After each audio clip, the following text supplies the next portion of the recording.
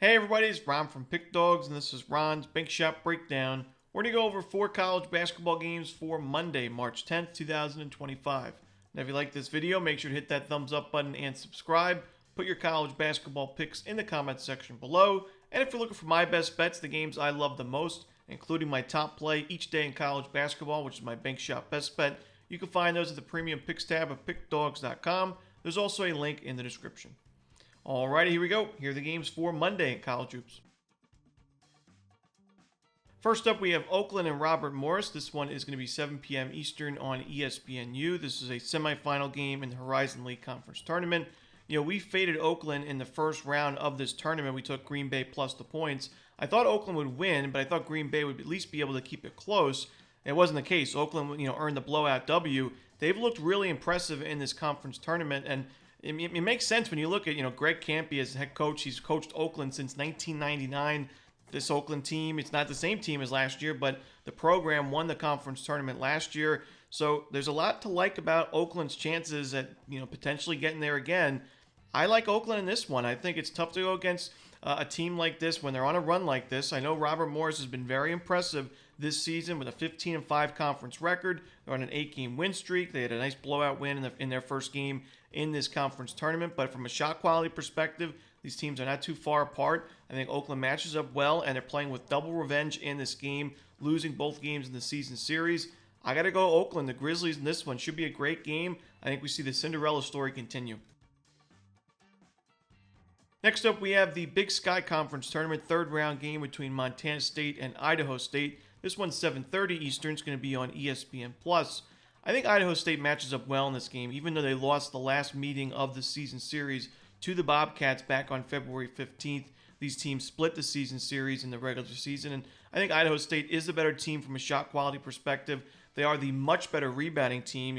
Look at Montana State ranked 357th in offensive rebounding, decent on the defensive side, but Idaho State top 40 on both offensive and defensive rebounding. I think those second chance points are going to be the difference maker in this one because Idaho State's not a great shooting team. They're ranked 300th in effective field goal percentage, but if they're able to get those second chance points, get to the free throw line where they're a pretty good free throw shooting team, and take care of the ball like they've done overall this year, I think they'll be fine in this one. I like the form that they were in down the stretch in the regular season, winning 4 of the final 5 games. And I just think Montana State, while this is a program that's put together some very solid teams, I don't think this year's team is their best. I'm going to fade Montana State in this one. Give me the Bengals of Idaho State. Next up, we have Youngstown State and Cleveland State. This one is going to be 9:30 Eastern on ESPN2. This is the other semifinal game in the Horizon League tournament.